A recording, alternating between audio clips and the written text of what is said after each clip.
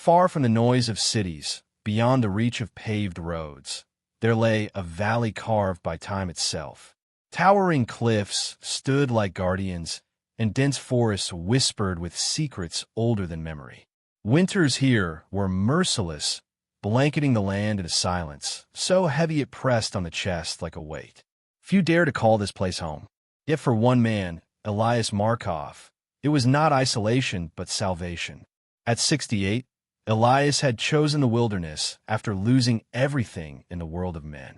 Once, he had been a craftsman in a bustling town, known for carving intricate wooden figures that seemed almost alive. But when illness took his wife and his only son left in search of a better life abroad, the house that once echoed with laughter became unbearably hollow. To survive that emptiness, Elias retreated into the wild, building a small wooden cabin by hand, nestled against the slope of a pine-covered ridge. He learned to live as the old ones did, chopping his own firewood, fishing from the icy stream, and foraging in seasons of abundance.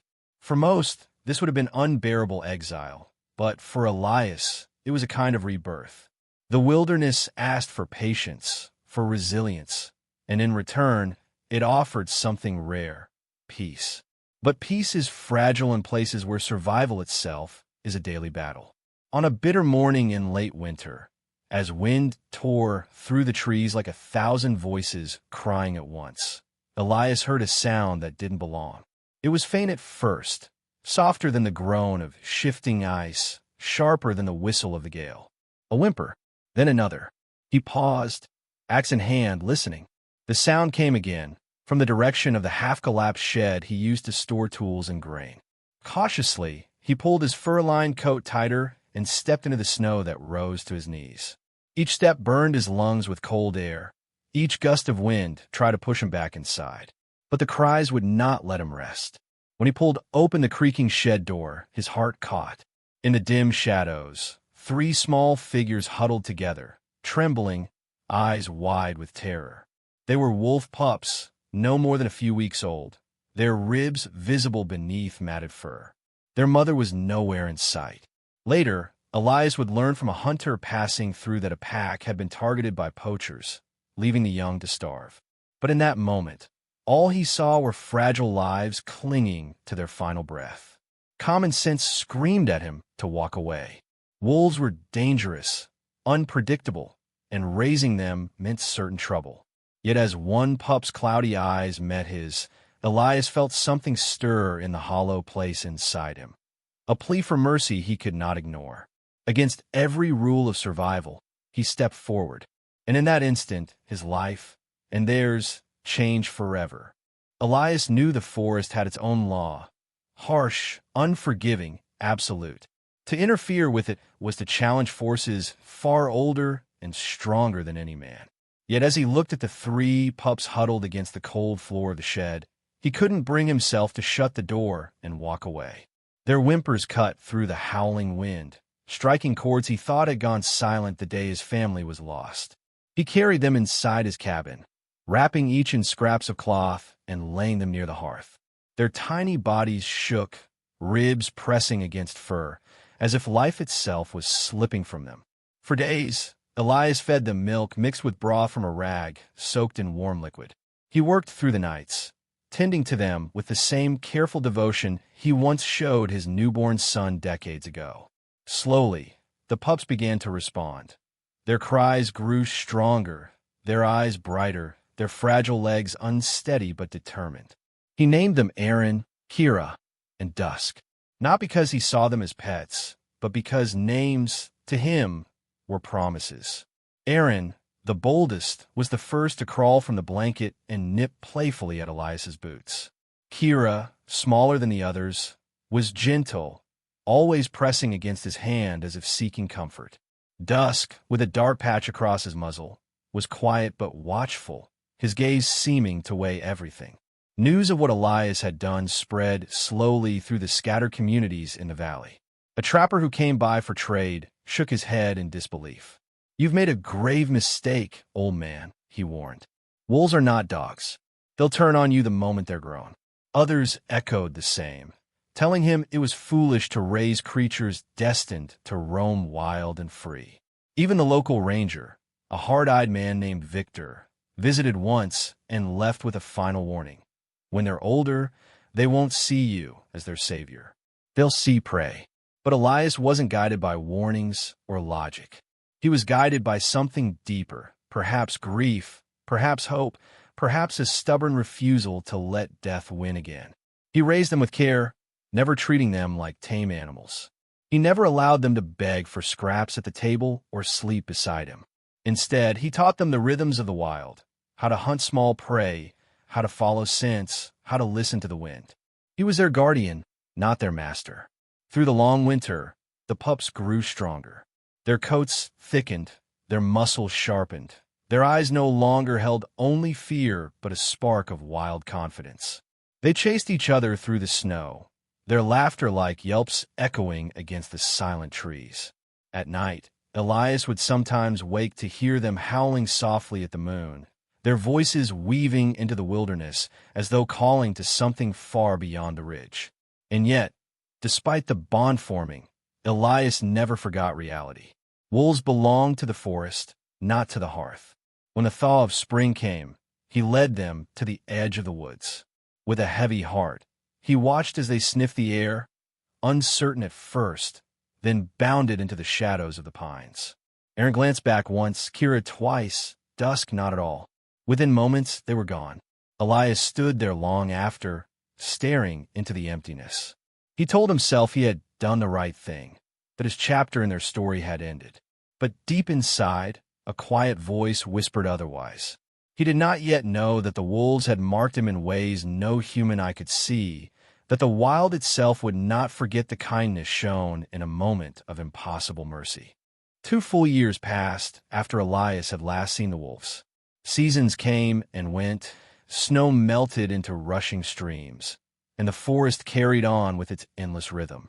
Elias had grown used to solitude again, though every now and then, when the moon was high and the night unervingly still, he thought he heard distant howls rolling across the mountains.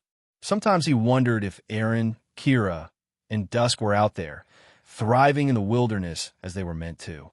Other times, he convinced himself they had forgotten him completely. Life in the valley was demanding. Winter struck harder than usual that year, bringing storms that buried cabins under mountains of snow and froze rivers into silent slabs of glass. Elias kept a careful stock of firewood, but as January wore on, his supply dwindled faster than he expected.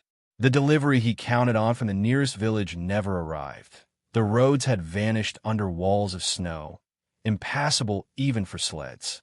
One morning, with frost gathering thick on his beard, Elias realized he had no choice but to venture into the forest. Without wood, his fire would die within days, and without fire, he would not survive the nights. He dressed in every layer he owned, strapped a small axe to his belt, and set off into the biting wind with a sled dragging behind him. The forest was eerily quiet. The snow muffled everything, so the only sounds were the crunch of his boots and the wheeze of his breath. For hours, he wandered, gathering what branches he could find. The work left him trembling with exhaustion, but worse was the creeping realization that he no longer knew which direction was home. The blizzard had grown stronger, veiling the land in white. The familiar landmarks, boulders, broken stumps, the curve of the ridge, were swallowed by the storm. Panic gnawed at his chest. He tried retracing his steps, but the snow had already buried his trail. He called out into the storm, his voice cracking, but only the wind howled back. The cold bit deep into his fingers and legs. He stumbled once, then again, falling to his knees. His vision blurred, and a heavy, terrible drowsiness pressed down on him. Elias knew the signs: hypothermia. If he closed his eyes now, he would not open them again. Just as darkness began to pull him under, a sound cut through the storm, a low, rolling growl. At first, Elias thought it was the wind playing cruel tricks. Then the shape emerged, massive, shadowed, moving with a deliberate stride. His fading eyes focused, and his heart lurched. It was Aaron. But Aaron was no longer a pup. He was enormous now, broad-shouldered and sleek, a full-grown wolf whose golden eyes burned against the storm. He circled Elias slowly, leaving tracks in the snow, then nudged him with his muzzle. Another figure appeared, then a third, Kira and Dusk, their coats thick, their bodies strong. The three wolves stood around Elias, their breaths steaming in the frozen air, their eyes fixed on him. What happened next defied every rule Elias had ever known about wild animals. Instead of vanishing back into the trees, the wolves closed ranks. Aaron barked sharply and began moving forward, pausing until Elias staggered to his feet. Kira pressed against his side, steadying him when his knees gave way. Dusk stayed behind, nudging him onward whenever he faltered. Slowly, painfully, Elias realized they were guiding him. Through the storm, they carved a path, weaving carefully through snowdrifts and frozen gullies. When Elias stumbled, they stopped and waited, their eyes urging him on. When he tried to veer off, a bark corrected his course. Minutes felt like hours, and hours blurred together. But at last, through the storm's veil, Elias saw the faint outline of his cabin rising out of the whiteness. The wolves had led him home, but they did not stop there. While Elias collapsed by the hearth, barely able to light the last of his kindling, the wolves vanished into the storm. When they returned, each dragged fallen branches, even entire limbs of trees, across the snow. Again and again, they hauled wood to his cabin door until the shed was stocked fuller than before. Only when the fire roared strong and Elias's cabin glowed with warmth did they slip back into the darkness, leaving nothing but paw prints to prove they had been there at all. When morning came, Elias's neighbor trudged through the storm on snowshoes to check on him. He found Elias alive, fire roaring, and a yard littered with tracks too large and too many to dismiss. At first, the neighbor refused to believe the story, but the evidence was undeniable. The wolves had done the impossible. News spread quickly. Some called it madness, others a miracle. But Elias knew the truth in his bones. The wild had remembered him. Those pups he once saved had repaid his mercy with their own, proving that loyalty was not the sole possession of humankind. Yet what none of them knew then, least of all Elias, was that this was only the beginning. The wolves had returned, and their bond with him was far from over. In the years to come, they would appear again, not once, but many times, each return more extraordinary, more dangerous, more unexplainable than the last. After the blizzard, Elias's story became a quiet legend in the scattered villages of the valley. Some laughed, calling it the fantasy of an old man clinging to memories. Others whispered that perhaps the wilderness had its own laws, one science couldn't yet explain. Elias himself did not seek to prove or disprove anything. He simply knew what he had seen. 3 wolves he once saved had returned to save him. Life continued, as it always does, until spring arrived with its deceptive calm. Snow melted into rushing torrents, flowers bloomed in shy bursts, and the forest seemed reborn. But peace rarely lasts long in places where greed reaches deeper than roots. One morning, Elias woke to the distant snarl of chainsaws and the harsh metallic clatter of trucks. From his cabin window, he saw men marking trees with spray paint, moving like intruders in a sacred temple. Illegal loggers. Elias's stomach tightened. He knew their kind, organized criminals who stripped entire hillsides bare, leaving nothing but scars in the land. And in places like this, remote and lawless, people who resisted often disappeared. Before he could even plan what to do, 2 men approached his cabin. One pounded on his door with the back of an axe handle, demanding he come outside. Another circled the porch, scanning the cabin like a wolf stalking prey. Elias felt the weight of fear. He had no phone, no weapon strong enough to defend himself, and no neighbor near enough to hear a cry. Just as he braced himself for the worst, a sound shattered the air, a roar so primal it silenced the men mid-sentence. From a tree line, 3 shapes emerged. Aaron first, larger than Elias remembered, his fur bristling like a storm cloud. Kira and Dusk flanked him, their eyes locked on the intruders. The loggers froze. Wolves normally attack swiftly, unpredictably, but these wolves did not lunge. They moved with terrifying calculation. Aaron rose onto his hind legs, towering against the cabin wall, then slammed his front paws onto a rain barrel, crushing the metal flat with a sound like thunder. Kira and Dusk fanned out, circling the men and cutting off their path to the trucks. Their movements were not wild chaos. They were strategy, coordinated like soldiers. The intruders panicked. One swung his axe weakly toward the wolves, but Dusk swiped, splintering the axe handle in a single strike. Kira darted toward their equipment, tearing through fuel canisters and ripping open the tires of the nearest truck. Within minutes, the clearing was a scene of devastation, not to Elias's cabin, but to the intruders' tools of destruction. It was a warning painted in claw marks and crushed steel. Leave. The men did. Cursing, stumbling, they fled to their ruined trucks and drove off, leaving their gear scattered in the mud. Elias stood frozen on his porch, the weight of what he had just witnessed pressing down on him. These were not the helpless pups he once saved. These were predators who had chosen, deliberately, not to kill but to protect. For weeks afterward, the wolves did more than scare off trespassers. Hunters reported seeing them mark an unusually wide territory around Elias's cabin, clawing trees at regular intervals like boundary stones. Sometimes Elias caught their silhouettes moving along the ridges at dusk, silent, watchful, unyielding. It was as if they had sworn themselves guardians of the valley, of him. But the most extraordinary test came months later, in the heart of summer, when the valley faced its greatest threat yet. That year, the forest was a tinderbox. Drought turned leaves brittle, rivers shrank to trickles, and the air hung heavy with the smell of dry earth. When lightning struck a ridge one August evening, the fire it sparked became an inferno within days. Flames devoured everything in their path, climbing trees in seconds, leaping rivers in minutes.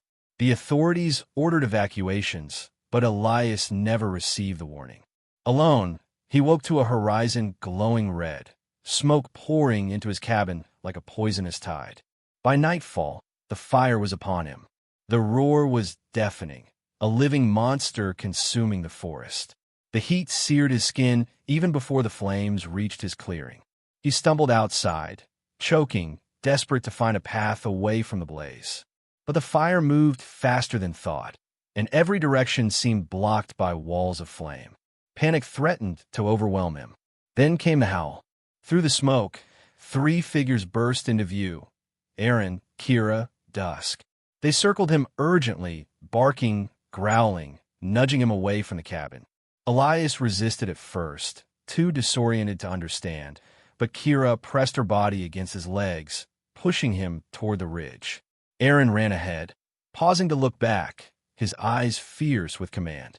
They were not fleeing at random. They were guiding him. What followed felt impossible. The wolves led him through the chaos of fire with uncanny precision, steering him away from falling trees, across shallow streams where the flames could not follow, through ravines that curved just beyond the fire's path. When smoke blinded him, Dusk stayed at his side, steadying him with gentle nudges. When exhaustion dropped him to his knees, the wolves halted, waiting until he staggered up again. Hours passed. At dawn, Elias stumbled into a clearing filled with firefighters and evacuees. The men stared in shock as the old man emerged from the smoke, flanked by 3 wolves like spirits of the wild. Only when Elias collapsed into human arms did the wolves retreat to the tree-line. They stood there a moment, watching, before melting back into the blackened forest. Later, when the fire died, Elias returned to find his cabin reduced to ash. But around the ruins stretched something extraordinary, a crude firebreak. The wolves, it seemed, had clawed away brush and dragged branches before the flames arrived, as if they had tried to defend his home even before leading him to safety. By then, there was no denying it. Journalists came, scientists arrived, cameras flashed. But Elias cared little for explanations. To him, the truth was simple. Once, he had chosen mercy when the world offered none. And in return, 3 wolves had become his guardians, protectors not just of his life, but of the very valley itself. In the years that followed, Elias rebuilt his cabin with the help of volunteers who had heard his incredible tale. They brought wood, nails, and supplies, but what touched him most was not their labor. It was their belief. People who had never met him traveled for days just to shake his hand, to see the man who had lived side by side with the wild. The wolves still visited. Not every day, not even every month, but often enough that Elias knew he was never alone. Sometimes he would spot their silhouettes at dusk, 3 shadows on the ridge, watching silently as smoke curled from his chimney. Other times, they would appear at the edge of his clearing, waiting, as if checking that their old friend was still safe.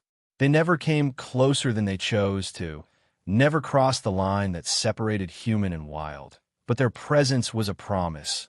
We remember. Elias, once a man broken by loss, had found something few ever do, a bond that defied explanation. He had learned that kindness, even when offered against reason, never truly vanishes. It weaves itself into the world, waiting for the moment it will return, stronger and more miraculous than we can imagine. His story spread far beyond the valley. Newspapers called him the Man of the Wolves. Documentaries captured the paw prints, the claw-marked boundaries, the footage of 3 great predators watching over a single wooden cabin. To scientists, it was a mystery. To others, it was a miracle. But to Elias, it was simply life's quiet truth. Compassion is never wasted. When asked in an interview if he feared the wolves, Elias smiled, weathered hands folded in his lap. Fear? No. Respect always. Gratitude? Endlessly. I gave him a chance to live. They gave me something greater, a reason to. And so, in that forgotten valley, where silence rules the mountains and storms carve the land, 3 wolves continue their watch. They are neither pets nor possessions, neither myths nor monsters. They are proof that even in a world of cruelty and loss, loyalty can bloom where we least expect it. Proof that kindness has a voice, and sometimes it howls at the moon.